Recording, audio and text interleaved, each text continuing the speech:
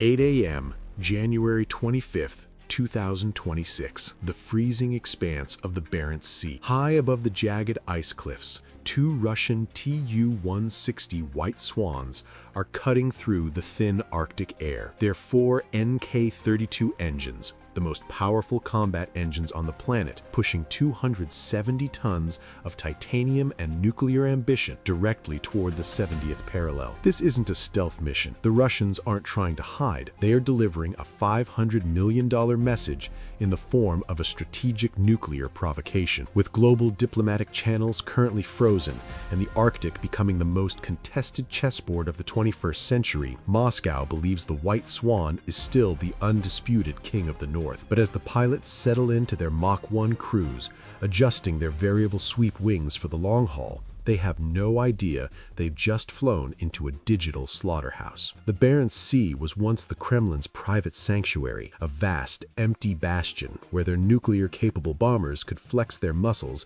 and test their long-range missiles without a single Western eye catching their silhouette. But the geopolitical geography of 2026 has shifted the ground beneath their feet. With NATO's recent northern expansion and the full integration of a system of systems network, this traditional training ground has been transformed into a high-definition monitored fishbowl. Every pulse of the Russians' 1970s-era electronics, every thermal ripple from their massive exhausts, and even the vibration of their internal airframes is being swallowed by an integrated Western network that never sleeps. Today, Moscow wanted to create a public roar, a distraction for the headlines, but they've inadvertently volunteered for a tactical audit they are not prepared to survive. The predator is being watched by a ghost it cannot see, and the trap is already closing. By keeping their transponders active, the Russian pilots are essentially knocking on NATO's front door with a sledgehammer. They are waiting for the Nordic Air Defense Center to trip the alarm,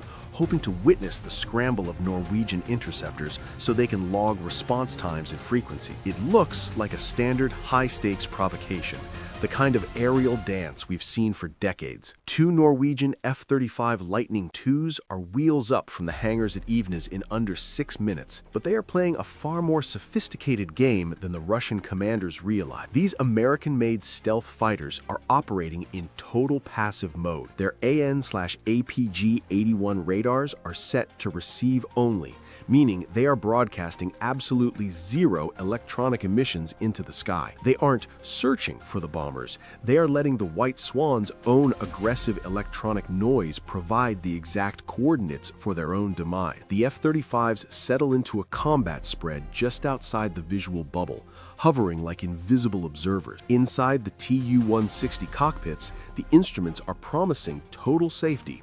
There is no radar warning receiver chirping, no lock-on tone, and no indication that they are currently being tracked by two of the most advanced sensor suites in existence. To the Russian crew, the sky is empty. They believe they are the ones dictating the tempo of the engagement, unaware that every breath they take and every radio check they perform is being recorded, analyzed, and filed by a digital god of war. It is the tactical equivalent of a burglar shouting in a dark house while the homeowner stands right behind him, holding a weapon and waiting for the right moment to turn on the lights. NATO isn't showing its hand yet. They are maintaining a bone-chilling silence, letting the White Swan scream into the void while the ghosts in the machine prepare the next move. Suddenly, at 9:10 a.m., the fragile balance of the Arctic sky shatters. The two White Swan pilots execute a maneuver designed to embarrass the West's tracking network and reclaim the narrative. In a synchronized move, they kill their transponders, vanishing from civilian air traffic screens in a heartbeat. The NK-32 engines erupt with over 100,000 pounds of thrust as the bombers tilt their wings back into a delta-like configuration. Within seconds, the 270-ton giants accelerate from a routine cruise to a blistering Mach 1.8, punching through the stratosphere to reach an altitude of 52,000 feet. Moscow's calculation is cold and precise. They know they are being watched, but they believe that at this velocity and altitude, The U.S. Navy's Arleigh Burke-class destroyers lurking in the waves below will struggle to maintain a continuous weapon-quality lock. The Russian commanders are banking on the chaotic terrain of the Arctic, the massive thermal layers and the atmospheric clutter to create enough radar noise to swallow their signature. They want to prove to the world that the Tu-160 is still the undisputed king of speed, a $500 million predator that can simply outrun the American shield. Inside the Russian cockpits, there is a sense of grim triumph. To their sensors, the sky remains clear. They believe they have successfully cut the tail and left the Norwegian F-35s choking on their supersonic wake. This is the Supersonic Flex, a strategic statement meant to show that Russia can move faster than NATO can think. But as they scream through the thin air at nearly twice the speed of sound, they've just made a fatal strategic error. In the world of modern naval chess, speed is an illusion.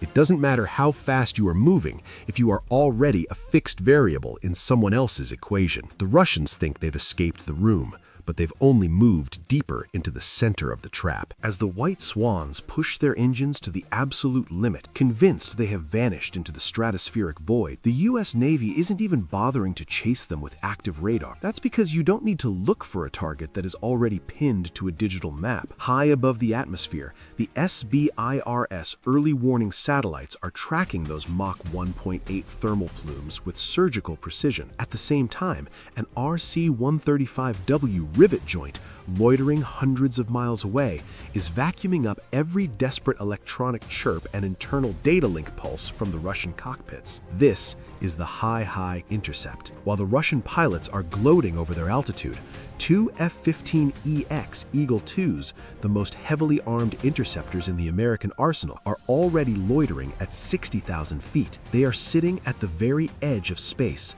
holding the high ground in a theater Moscow thought they owned. The F-15EX isn't just a legacy airframe, it is a flying digital fortress. Using the EPWASS electronic warfare suite, the American pilots create a corridor of silence, a surgical digital dead zone that effectively lobotomizes the N007 Zaslon M radars of the Russian MiG-31 escorts. It is a masterclass in predatory geometry. The F-15s aren't approaching from the front, where the Russians are looking. They are diving from the perch, screaming down at Mach 2.2 from directly above the sun's glare. To the Russian MiG-31 pilots, their sensors show a perfectly empty sky, promising a routine patrol. They have no idea that two 40-ton ghosts are currently falling toward them from 10,000 feet above their heads. NATO hasn't fired a single missile, but they have already achieved total tactical dominance. The Russians are flying blind into a wall of steel, and the window for a peaceful exit is closing fast. 9:20 hours. The stratosphere becomes a high-speed powder keg. Furious at being outmaneuvered by the American F-15s, the Russian MiG-31 escorts execute a move that pushes the world to the absolute brink of a shooting war. They don't just bank or signal, they intentionally paint the American cockpits with their fire control radars. This isn't a routine scan, it is a sustained, high-energy lock-on. Inside the American cockpits, the radar warning receivers erupt with a continuous blood-red tone. This is the psychological equivalent of a loaded gun being pressed against your forehead. Moscow is performing a high-stakes act of radar painting, a blatant attempt at psychological dominance designed to force NATO's pilots to flinch and retreat. It's like a neighbor shining a high-powered tactical flashlight directly into your eyes while daring you to cross the property line. In the rigid world of military engagement, this is an act of unprecedented aggression, teetering on the very threshold of combat. If the U.S. pilots pull back, the Kremlin claims a strategic victory, proving they can bully the West out of the Arctic. If the Americans lock back, a kinetic exchange becomes almost inevitable. The tension at 60,000 feet is so thick it is suffocating. The Russian pilots believe they have finally regained the leverage, betting that Washington isn't willing to risk World War III over a painting incident. They think they're the ones holding the trigger, unaware that they are participating in a theater where the outcome has already been calculated by an AI-driven battle management system. They are screaming into the electromagnetic spectrum, trying to to scare a digital god of war that doesn't feel fear. The Russians are banking on NATO's restraint to give them a propaganda win, but as the lock-on tones continue to shriek, the system of systems is already preparing a reply that will turn Moscow's bullying into a masterclass in humiliation. While the Russian MiG-31s are busy screaming into the stratosphere with their high-energy locks,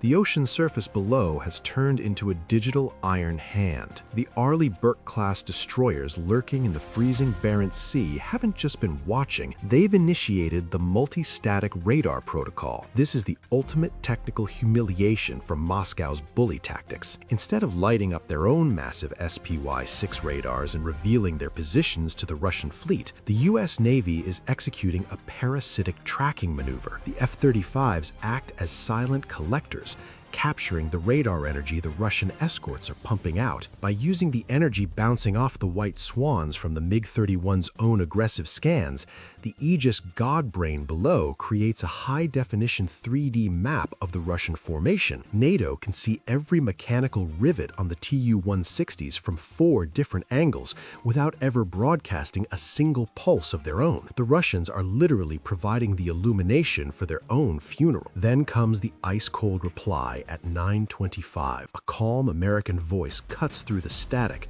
on the International Guard frequency. Russian aircraft, your tactical geometry is solved. You are currently positioned within the saturation net of 96 Mk-41 launch tubes. We are tracking you through your own emissions.